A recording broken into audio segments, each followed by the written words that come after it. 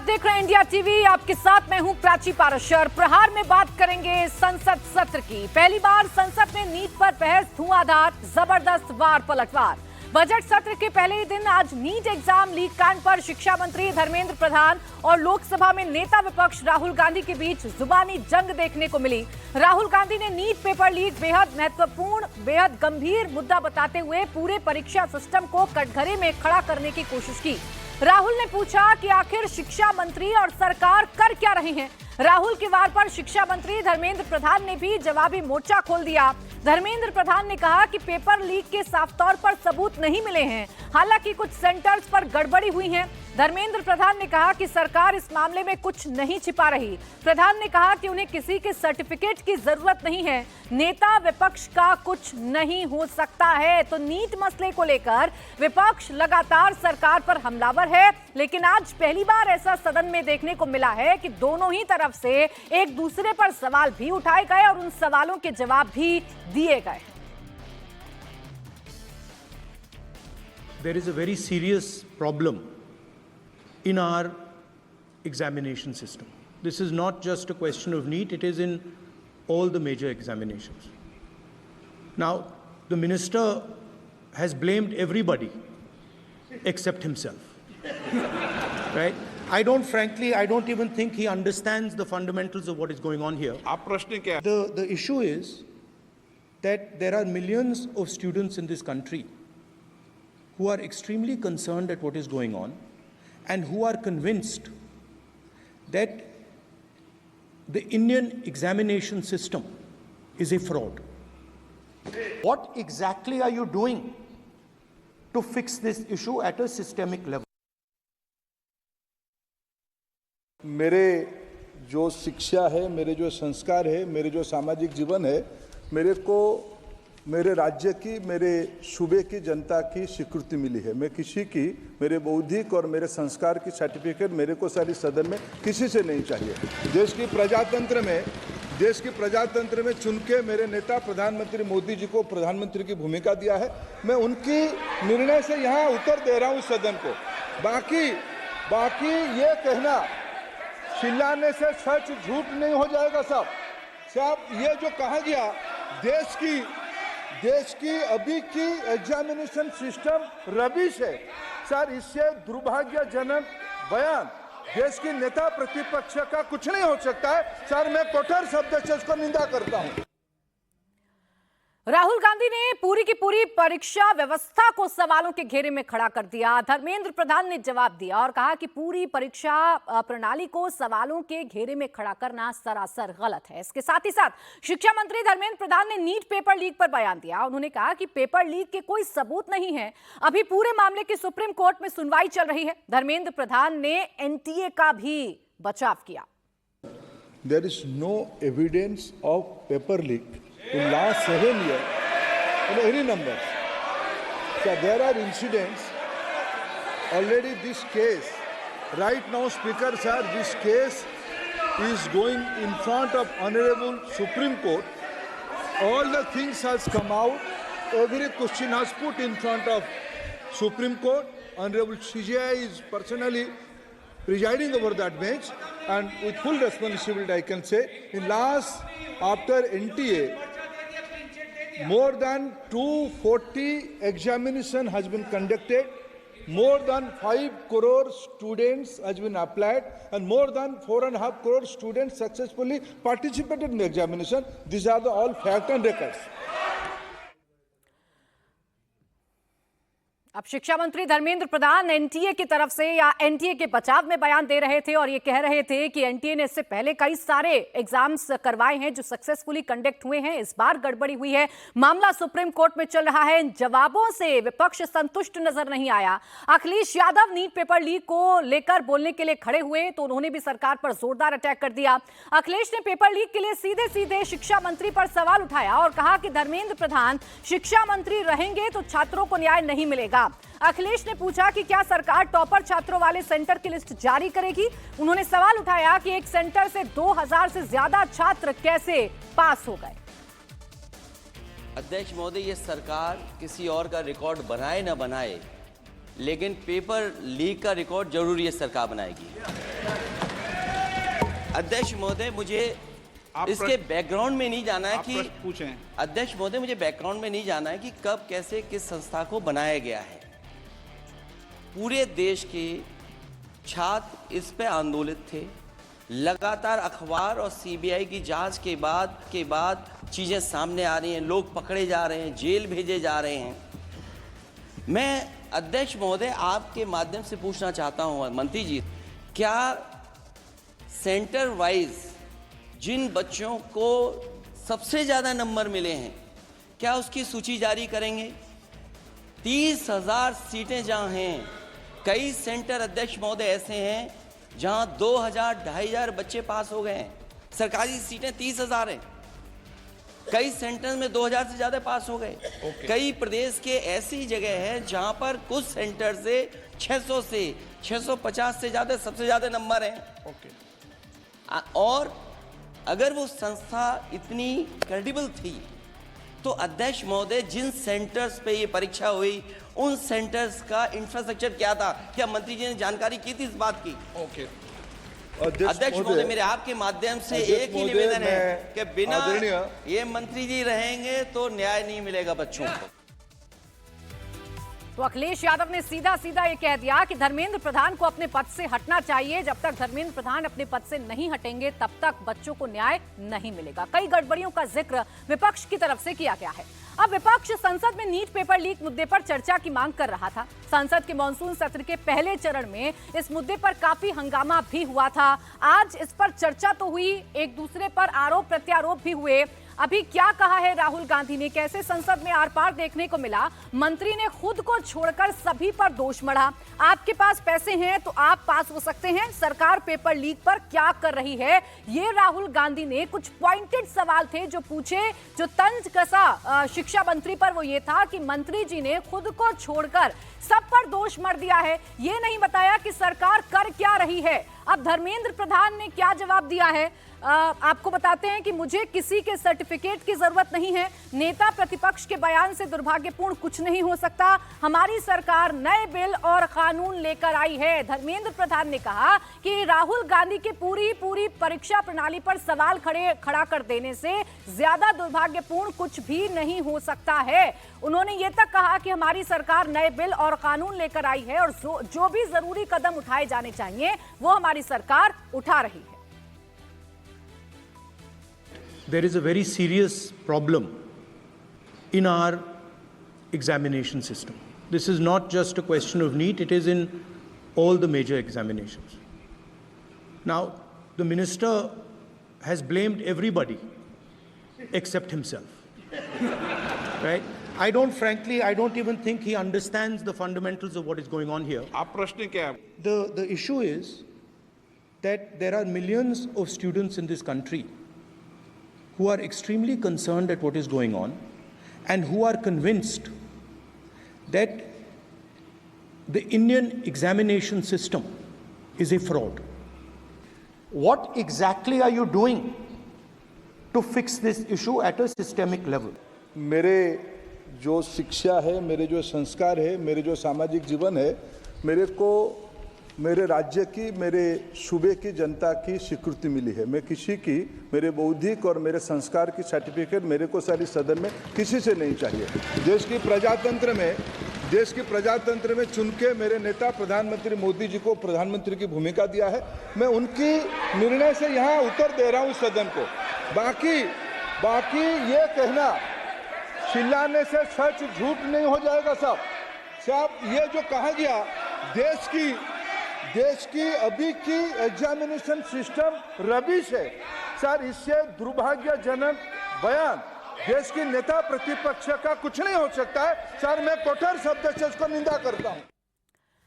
तो नेता प्रतिपक्ष के तौर पर राहुल गांधी स्टूडेंट्स के भविष्य की चिंता कर रहे हैं। राहुल गांधी लगातार यही मांग कर रहे थे कि सदन में सरकार की तरफ से जवाब दिया जाए और आज जब मौका मिला तो राहुल गांधी ने यही कहा कि जो मंत्री हैं यानी कि शिक्षा मंत्री धर्मेंद्र प्रधान, उन्होंने खुद को छोड़ सभी पर दोष मढ़ दिया। राहुल गांधी ने यह कहा कि भाई ऐसा हो गया इस देश में कि अगर आपके पास पैसे हैं तो आप पास हो सकते हैं। सरकार पेपर लीक पर क्या कर रही है, ये पॉइंटेड सवाल राहुल गांधी की तरफ से पूछा गया। जवाब शिक्षा मंत्री धर्मेंद्र प्रधान की तरफ से भी दिया गया।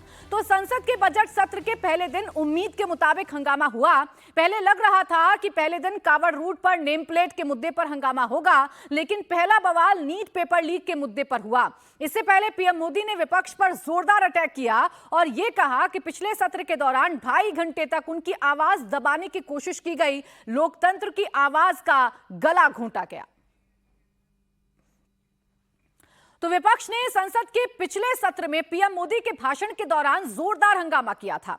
दरअसल लोकसभा में राष्ट्रपति के अभिभाषण पर पीएम मोदी की पूरी स्पीच के दौरान विपक्षी सांसद हंगामा करते रहे थे। वेल में आकर जमकर नारेबाजी की गई थी और इसी पर आज पीएम मोदी ने हमला बोला है। राज्यसभा में तो बायकॉट कर दिया गया था। पीएम मोदी ने इसी मुद्दे पर विपक्ष पर जोरदार अटैक किया। पीएम ने कहा कि पिछले सत्र में संसद का गला घोंटा गया।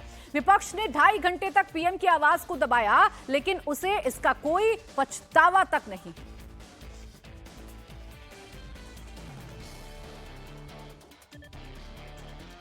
मुझे आज बहुत दुख के साथ कहना है कि 2014 के बाद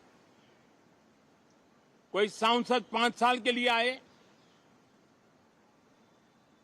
कुछ सांसदों को 10 साल के लिए मौका मिला, लेकिन बहुत से सांसद ऐसे थे जिनको अपने क्षेत्र की बात करने का अवसर नहीं मिला। अपने विचारों से संसद को समृद्ध करने का अवसर नहीं मिला, क्योंकि कुछ दलों की नकारात्मक राजनीति ने देश के संसद के महत्वपूर्ण समय को एक प्रकार से अपनी राजनीतिक विफलताओं को ढांकने के लिए दुरुपयोग किया। संसद गठन होने के बाद जो पहला सत्र था, 140 करोड़ देशवासियों ने बहुमत के साथ जिस सरकार को सेवा करने का हुक्म किया है देशवासियों ने, उसकी आवाज को कुचलने का अलोकतांत्रिक प्रयास हुआ। 2.5 घंटे तक देश के प्रधानमंत्री का गला घोंटने का, उनकी आवाज को रोकने का, उनकी आवाज को दबाने का लोकतांत्रिक परंपराओं में कोई स्थान नहीं हो सकता है और इसका कोई पश्चाताप तक नहीं है, दिल में दर्द तक नहीं है। मैं आज आग्रहपूर्वक कहना चाहता हूं, देशवासियों ने हमें यहां देश के लिए भेजा है, दल के लिए नहीं भेजा है। ये सदन दल के लिए नहीं, ये सदन देश के लिए है।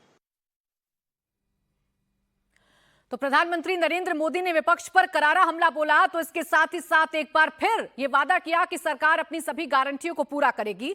उन्होंने कहा कि कल पेश होने वाला बजट 2024 में विकसित भारत के सपने को पूरा करने वाला होगा। करीब 60 साल के बाद कोई सरकार तीसरी बार वापस आए और तीसरी पारी का पहला बजट रखने का सौभाग्य प्राप्त हो, ये भारत के लोकतंत्र की गौरव यात्रा की अत्यंत गरिमापूर्ण घटना के रूप में देश इसे देख रहा है। ये बजट सत्र है, मैं देशवासियों को जो गारंटी देता रहा हूं, क्रमशः रूप से उन गारंटियों को जमीन पर उतारना, इस लक्ष्य को लेकर के हम आगे बढ़ रहे हैं। ये बजट अमृतकाल का एक महत्वपूर्ण बजट है। हमें 5 साल का जो अवसर मिला है, आज का बजट हमारे उन 5 साल के कार्य की दिशा भी तय करेगा और ये बजट 2047 जब आजादी के 100 साल होंगे तब विकसित भारत का जो हमारा सपना है उस सपने को पूरा करने की मजबूत नींव वाला बजट लेकर के हम कल देश के सामने आएंगे। तो प्रधानमंत्री नरेंद्र मोदी आज एग्रेशन में नजर आ रहे थे, आक्रामक नजर आ रहे थे, विपक्ष पर एक के बाद एक हमला बोल रहे थे, तो साथ ही साथ अपनी सरकार की गारंटियों का भी जिक्र कर रहे थे। पीएम की आज के संबोधन की 10 बड़ी बातें आपको बता देती हूं। पहली बड़ी बात यह कि पिछले सत्र में संसद का गला घोटा गया, लोकतंत्र का गला घोटा गया। इसके पीछे की वजह पीएम ने बताई कि 2.5 घंटे तक पीएम की आवाज को दबाया गया। जब प्रधानमंत्री नरेंद्र मोदी ने लोकसभा में राष्ट्रपति के अभिभाषण पर जवाब दिया था, उस वक्त विपक्ष ने हंगामा किया था और इसी घटना का जिक्र पीएम ने आज किया। इसके साथ ही प्रधानमंत्री ने कहा कि विपक्ष ने जो किया सो किया, लेकिन विपक्ष को अपने किए पर पश्चाताप भी नहीं है, यानी कि कोई भी पछतावा विपक्ष पर नजर नहीं आता है। प्रधानमंत्री ने कहा कि अपनी नाकामी छिपाने के लिए संसद का इस्तेमाल किया जाता है। चुनाव के दौरान आप आपस में लड़ें, राजनीतिक लड़ाई लड़ें, लेकिन फिलहाल ये वक्त देश के लिए लड़ने का है। संसद 140 करोड़ देशवासियों के लिए होती है, यहां देश के लिए काम होता है। पीएम ने कहा कि हमारी सरकार ने जो गारंटी दी है उसे पूरा करेंगे। विकसित भारत का सपना पूरा करने वाला बजट कल आ रहा है। पिछले 3 सालों से देश का आर्थिक विकास दर 8% रहा है। भारत में पॉजिटिव आउटलुक, निवेश पीक पर है। 60 साल बाद कोई सरकार तीसरी बार वापस लौटी है। तो पीएम न सिर्फ आक्रामक रहे, बल्कि प्रधानमंत्री नरेंद्र मोदी ने अपनी सरकार का विजन क्या है और कल का बजट कैसा होने वाला है, इसकी झलक भी आज देश के सामने रखी है। अब देखिए, विपक्ष ने आज नीट का मुद्दा उठाया, नीट पर हंगामा करने की कोशिश की, हालांकि सरकार की तरफ से जवाब दिया गया। आइए अब आपको यह बता देती हूं कि विपक्ष किन किन मुद्दों पर इस बजट सत्र में हंगामा कर सकता है। तो देखिए, पेपर लीक को लेकर तो आज चर्चा हुई, आज जमकर एक दूसरे पर आरोप प्रत्यारोप हुए। एक और बड़ा मसला है जो उत्तर प्रदेश से निकला है, वो है कांवड़ यात्रा विवाद, यानी कि नेम प्लेट का विवाद। जितने भी सांसद हैं विपक्ष के, खासकर जो उत्तर प्रदेश से ताल्लुक रखते हैं, उनको अगर आप सुनिएगा तो हर कोई एक सुर में कह रहा है कि देश को बांटने की कोशिश की जा रही है और यह मुद्दा हम सदन में जरूर उठाएंगे। इसके अलावा लोकसभा डिप्टी स्पीकर का मुद्दा हो सकता है, मणिपुर में जारी हिंसा का मुद्दा हो सकता है, जम्मू कश्मीर में आतंकी हमले को लेकर विपक्ष हमलावर हो सकता है और बेरोजगारी और महंगाई को लेकर भी हंगामा किया जा सकता है। तो विपक्ष की रणनीति तैयार है, सरकार को सदन में कैसे घेरना है। इस बार सरकार के सामने चुनौतियां हैं, विपक्ष मजबूत है। अब कैसे सरकार जवाब देती है, यह जरूर देखने वाली बात है। अब आइए आपको यह भी बता देते हैं कि मानसून सत्र का ये दूसरा पार्ट है। ये सत्र 12 अगस्त तक चलेगा और इस दौरान आज दोपहर में आर्थिक सर्वे भी पेश किया जाएगा। तो कल वित्त मंत्री आम बजट पेश करेंगी। आपको बताएं कि इस बजट में, यानी कि इस मॉनसून सत्र में कौन कौन से बिल पेश हो सकते हैं। वित्त बिल 2024, भारतीय वायुयान विधेयक 2024, coffee promotion and development bill ये भी पेश किया जा सकता है, disaster management bill 2024, boiler bill 2024, rubber promotion and development bill ये इस मॉनसून सत्र में पेश किया जाएगा। तो ये विधेयक हैं जो सदन में रखे जाएंगे और इस पर विपक्ष का साथ मिलता है या नहीं मिलता है सरकार को, ये जरूर देखने वाली बात होगी। बहरहाल आगे बढ़ रहे हैं, इस वक्त एक बड़ी खबर आपको बता दें। बड़ी खबर आ रही है, कांवड़ रूट पर नेम प्लेट को लेकर सुप्रीम कोर्ट में सुनवाई। याचिकाकर्ता के वकील अभिषेक मनु सिंघवी ने दलील दी है, विशेष समुदाय के आर्थिक बहिष्कार की कोशिश की गई है। ये आदेश सिर्फ ढाबे वालों तक सीमित नहीं, रेहड़ी वालों पर दबाव बनाया जा रहा है। ये अभिषेक मनु सिंघवी ने सुप्रीम कोर्ट में रखा है। आपको जानकारी दे दें, उत्तर प्रदेश सरकार का एक आदेश है और इस आदेश के मुताबिक न सिर्फ कांवड़ रूट बल्कि जो पूरा का पूरा प्रदेश है, वहां पर अब दुकानदारों को अपने असल नाम बताने होंगे, संचालकों के नाम बताने होंगे और इसी पर लगातार विपक्ष हमलावर है। गौनिका अरोड़ा मेरी सहयोगी इस वक्त जुड़ गई हैं ज्यादा जानकारी के साथ। गौनिका, बताइए क्या दलीलें रखी जा रही हैं कोर्ट के अंदर? देखिए, बिल्कुल प्राची सुनवाई शुरू हुई, सबसे पहले अभिषेक मनु सिंघवी ने दलीलें रखनी शुरू की और उन्होंने साफ तौर पर कहा कि मुसलमानों को निशाना बनाया जा रहा है। उनका ये कहना है कि यात्रा तो कई सालों से हो रही है, कई दशकों की यात्रा होती आ रही है और उसमें जो कांवड़िए हैं वो अलग अलग धर्मों के होते हैं, फिर चाहे वो क्रिश्चियन हो, मुस्लिम हो, इसके साथ साथ बुद्धिस्ट हैं, ये तमाम तरह के रिलीजन के लोग उस यात्रा में होते हैं। ऐसे में ये जो कि कांवड़ियों की मदद करते हैं। और इसके अलावा कई ऐसे स्ट्रिक्ट लॉज हैं जिसमें कि नॉनवेज खाना मना होता है, ये चीजें बार बार कोर्ट में कही गई। और इसके साथ उन्होंने ये भी कहा कि प्योर वेज रेस्टोरेंट्स हैं जो कि हिंदू चलाते हैं, उसमें मुसलमान एम्प्लॉयज भी काम करते हैं। इसका मतलब ये तो नहीं है कि वहां पर जा नहीं सकते, वहां पर खा नहीं सकते। और क्योंकि ये कैसे कहा जा सकता है, क्योंकि फूड कैसे ना किसी तरह किसी ने टच किया हो सकता है। ऐसे में इस आदेश को पूरी तरह उन्होंने इकोनॉमिक डेथ बताया है। सबसे पहले जैसे सुनवाई शुरू हुई, जस्टिस रॉय ने ये पूछा कि इस पूरे मामले पर ये जो स्टेटमेंट जारी हुआ है, क्या एक प्रेस स्टेटमेंट है या एक ऑफिशियल ऑर्डर है, जिस पर यह कहा गया कि प्रेस स्टेटमेंट पहले जारी हुआ था, उसके बाद इसे स्ट्रिक्टली फॉलो करवाया जा रहा है। जो लोग इसे फॉलो नहीं कर रहे हैं उन पर बाकायदा फाइन लगाया जा रहा है। ठीक है गौनिका, यानी कि जो बात बाहर कही जा रही है विपक्ष के द्वारा, वही दलीलों में अभिषेक मनु सिंघवी सुप्रीम कोर्ट के सामने रख रहे हैं और ये बता रहे हैं कि पूरा का पूरा जो फैसला है कैसे एक समुदाय विशेष को टारगेट करने के लिए है। शुक्रिया आपका तमाम जानकारी के लिए गौनिका।